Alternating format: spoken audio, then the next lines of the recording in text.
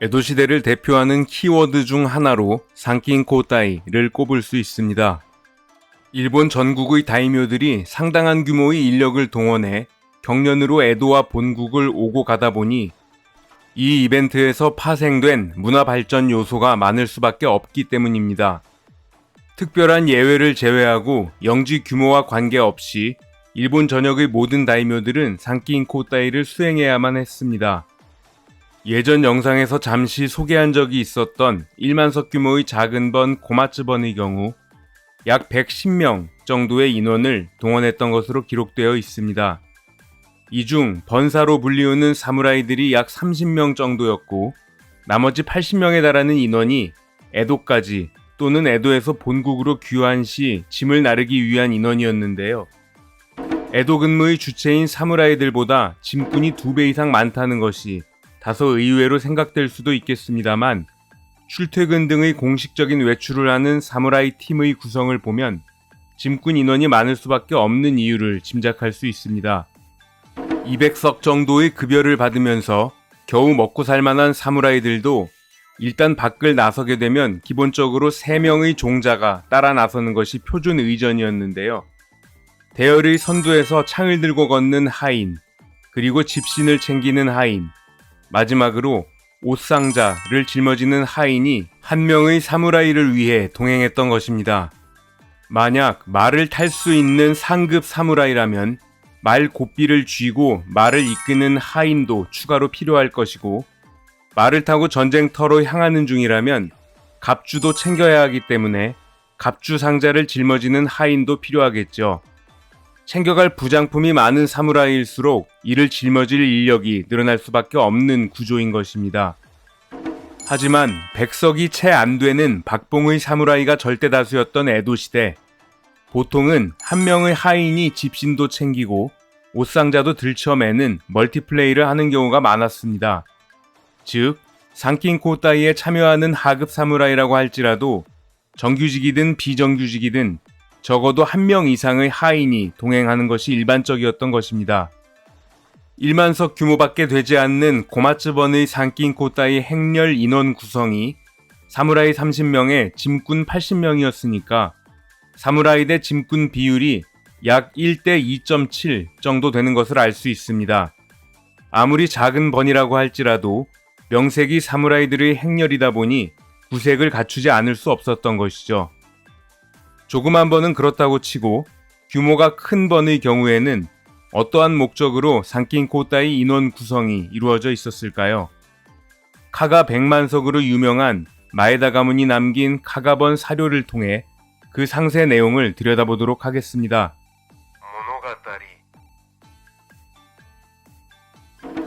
카가번 4대 번주 마에다 쯔나노리 시절 카가번은 산킹코타이를 위해 4,000명의 인원을 동원했던 것으로 기록되어 있습니다. 카가번 역대 동원 인원으로는 최고 수준이었는데요. 1802년 에도 근무를 마치고 처음으로 카가번으로 입국한 12대 번주 마에다 나리나가의 귀향길에는 약 3,500명이 동원되었던 것으로 기록되어 있습니다. 마에다 나리나가와 동행한 마에다 가신들 중에 33,000석 녹봉을 받는 초 가이노카미라는 인물이 있었는데요. 초 가문에서 동원된 인원수만 400명이 넘었다고 합니다. 카가번 영지 규모 자체가 큰 만큼 군소 다이묘를 넘어서는 녹봉을 받는 가신들도 다수 존재했고 이들 가신이 산킹코타이에 합류하는 순간 전체 인원이 큰 폭으로 늘어날 수밖에 없었던 것입니다. 그 외에 마에다 가문에는 5만석을 받는 혼다 가문을 비롯 1만석 넘는 영지를 소유한 가신만 10명이 넘었다고 하니 100만석 부자번의 위력이 새삼 느껴집니다.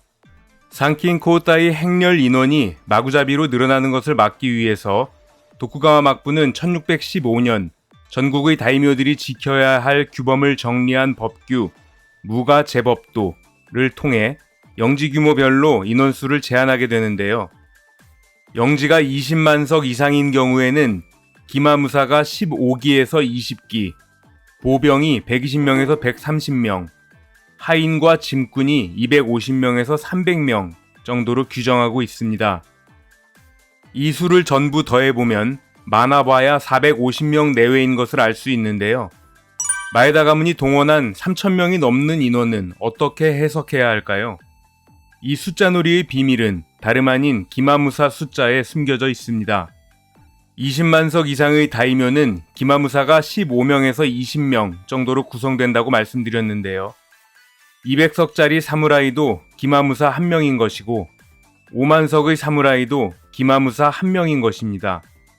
산낀코타이 대열 안에 200석급 기마무사로만 20명을 채우던 1만석급 기마무사로만 20명을 채우던 관계없다는 이야기입니다. 앞서 잠시 설명드렸습니다만 200석급 기마무사 정도라면 기마무사 1인당 딸려오는 하인 수가 3명에서 4명 정도에 불과하겠지만 마에다 가문에서 3만 3천석을 받는 기마무사 초 가이노카미 같은 경우도 한 명의 기마무사에 불과하지만 딸려오는 종자들 수가 400명이 넘게 되는 것이죠. 즉, 마에다 가문이 막부에서 규정한 인원수 제한을 어겼다고 볼 수는 없는 것입니다. 산낀코타이 대열 규모가 큰 경우 보통은 대열을 2개로 나누어 행군을 진행했다고 하는데요. 행렬의 내라고 불렸던 본대는 다이묘 호위를 주 목적으로 하면서 아시가루와 기마무사 그리고 기마무사의 하인들 중 일부만 합류해 잘 짜여진 대형으로 행군을 이어갔습니다. 마에다 가문은 이 본대 규모를 약 450명 선으로 유지했다고 하니 막부 규정을 본대 인원수로 지켜낸 것으로 볼 수 있겠습니다. 한편 행렬의 외라고 불렸던 후방대는 약간의 거리를 두고 본대를 쫓아가는 형태였는데요. 3,500명의 마에다 가문 산낀코타이 행렬 중 450명 정도의 본대를 제외한 남은 인원들이 바로 후방대에 속해 있었던 것입니다. 본대 인원 중 몸이 아픈 사람이 발생하거나 돌발 사고로 옷이 찢어져 행색이 불량한 인원이 발생하게 되면 이들을 후방대로 보내고 후방대에서 멀쩡한 인원을 본대에 합류시키는 형태로 행렬을 유지했다고 하니 많은 사람들이 그 위세를 주목했다고 하는 산낀코타이 행렬은 450명 규모로 짜여진 본대를 의미했던 것으로 볼 수 있겠습니다.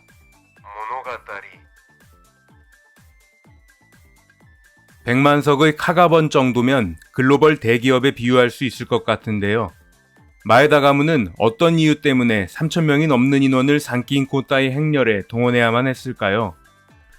일단 가장 중요한 것이 다이묘가 탑승하는 가마일 것입니다. 명색이 글로벌 기업 총수가 타는 가마인데 허접한 가마를 탈 리는 없겠죠.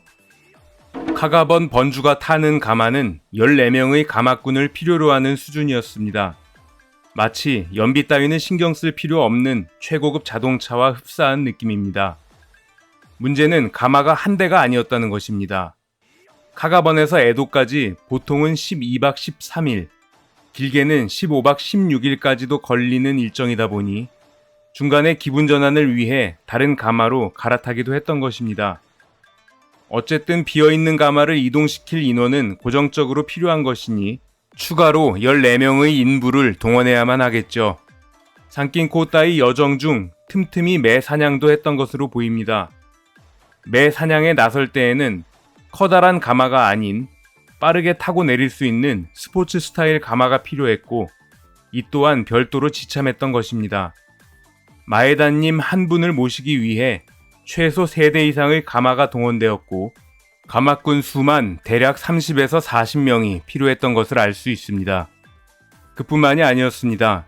수천석에서 수만석을 받는 상급 클래스 사무라이들 역시 가마를 탈 수 있었고 나이가 많은 가신, 의사, 불침번 또는 경비역으로 밤을 새운 번사들 또한 가마 탑승이 허용되어 있었기 때문에 가마의 총 대수와 가마꾼 수가 상당한 수준이었을 것으로 짐작할 수 있겠습니다. 번주라고 할지라도 가마에 계속 앉아있는 것은 고문이나 다름없었기 때문에 때로는 걷기도 하고 때로는 말을 타고 이동하기도 했습니다. 번주가 갈아탈 말만 카가번에서는 보통 20마리에서 25마리 정도 준비했었고 당연히 말을 끄는 인부도 25명 정도 필요했을 것입니다. 말 건강을 체크하는 수의사도 따라붙었던 것으로 기록되어 있기도 합니다. 산낀코타이 여정 중에 숙박비 등으로 엄청난 돈을 사용할 수밖에 없었겠죠. 신용카드가 있었던 것도 아니고 금화가 통용되는 곳, 은화가 통용되는 곳, 동전이 통용되는 곳이 각각 존재했기 때문에 사전에 돈을 준비해 들고 가는 것 역시 엄청난 짐이 될 수밖에 없었습니다. 돈 무게만 100kg이 훌쩍 넘어버렸고 돈을 담는 견고한 목재함 역시 무게가 상당했기 때문에 이를 짊어질 인원 또한 다수 필요할 수밖에 없었습니다. 돈이 짐으로 바뀌어버리는 코미디 같은 상황이었던 것이죠. 200년 넘게 산긴 코따이를 진행하면서 돌발 상황에 대처할 수 있는 마에다 가문의 노하우가 적힌 책을 머릿속에 외울 수는 없었겠죠. 수십 권에 달하는 방대한 분량의 책도 상시 지참하고 다녔다고 합니다. 이 책들을 나르기 위한 인력이 상당수 필요했음은 쉽게 짐작이 가겠죠. 그 외 사용한 돈과 추가로 발생하는 돌발 상황을 기록하기 위한 기록원들도 다수 동행하게 됩니다. 번주님이 묻게 될 로얄 스위트룸, 혼진에 심각한 흠이 있으면 안 되겠죠. 문제를 바로 해결할 수 있는 목수 6명이 동행했다는 기록, 진을 칠 때 필요한 막 또는 조총을 감싸는 천, 깃발 등이 찢어졌을 때 이를 수선할 수 있는 장인들, 번주 식사를 위한 요리사도 산긴 코따이 행렬에서 찾아볼 수 있습니다. 로얄 스위트룸 혼진에서는 번주에게 식사를 제공하지 않았기 때문에 요리사가 필요했고 식기류도 당연히 다이묘 행렬에서 직접 지참해야만 했습니다. 조총, 창, 활 등의 무기류를 옮기는 인력도 당연히 고려해야겠죠. 백만석 마에다 가문의 산긴 코따이 행렬에 동원되었다는 3,000명이 넘는 인원들에 대한 비밀이 어느 정도 풀리셨을 것으로 믿으며 오늘 이야기 마치도록 하겠습니다. 시청해주신 여러분 감사드립니다.